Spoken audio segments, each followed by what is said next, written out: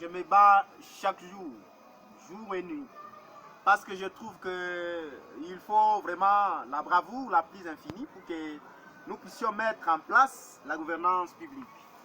Alors la province de Sankourou, ma propre province, est en plein enclavement. Ce qui ne m'encourage pas, c'est que je puisse laisser cette province dans un état de délabrement.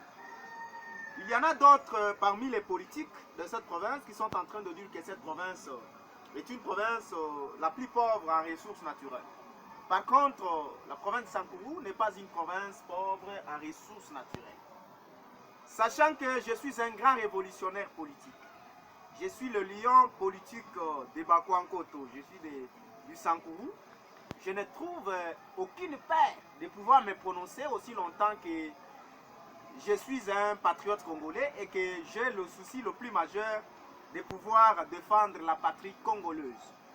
Pour ça, je continue à informer au peuple de la province du Sankourou, de pouvoir mettre en œuvre toutes les actions les plus concrètes afin de pouvoir matérialiser les éléments les plus opportuns dans l'objectif de pouvoir combattre infiniment les antivaleurs qui règnent dans cette province, mais aussi promouvoir la jeunesse de la province du Sankourou.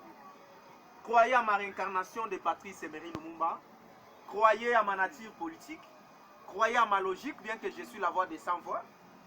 À chaque moment que vous aurez faim, moi j'aurai le temps de vous donner à manger, parce que je sais que la lutte que je suis en train de lutter, c'est celle de pouvoir éradiquer la pauvreté dans toute la province de Sankourou entière, combattre infiniment la haine tribale qui règne au sein de ma province, mais aussi promouvoir la jeunesse congolaise au sein de l'Afrique entière, quand bien même je suis un grand panafricain, et ma lutte est africaine, ma lutte est pour toute la race noire, ma lutte est là pour défendre la thèse de Patrice Emery Lumumba, dont je suis la pire réincarnation authentique.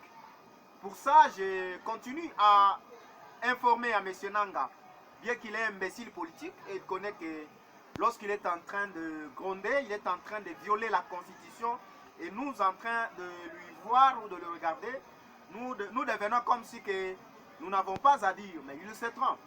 M. Nanga doit savoir en effet qu'il n'a pas le droit de pouvoir gérer ce pays. Il doit laisser à M. Tshisekedi diriger le Congo, quand bien même il est congolais du père de la mer.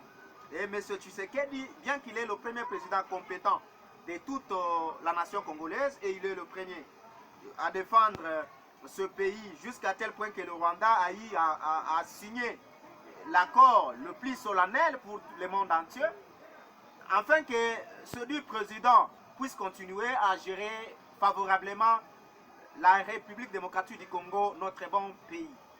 Monsieur Nanga, c'est un message solennel. Je n'ai crainte de toi, pourquoi? Parce que je suis congolais du père et de la mère. Je ne te craindrai jamais de te dire quelque chose parce que je sais que ma mort sera pour l'intérêt de la patrie.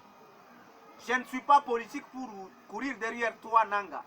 Je ne suis pas politique pour courir derrière certains politiciens mafieux. Je suis l'unique politicien qui pense à la souffrance des Congolais. Je suis l'unique jeune qui pense à ce que le Congo soit en évolution. Et je n'accepterai jamais que ces fameux politiciens puissent continuer en fait à badiner sur le personnage de Félix Antoine Tshisekedi Tshilombo, parce qu'il m'a persuadé par sa mise en place de la gouvernance publique. Et cette gouvernance publique m'a suffisamment démontré que M. Tshisekedi est un président ayant un leadership supérieur de pouvoir gérer cet État. Merci bien de m'avoir entendu. C'est M.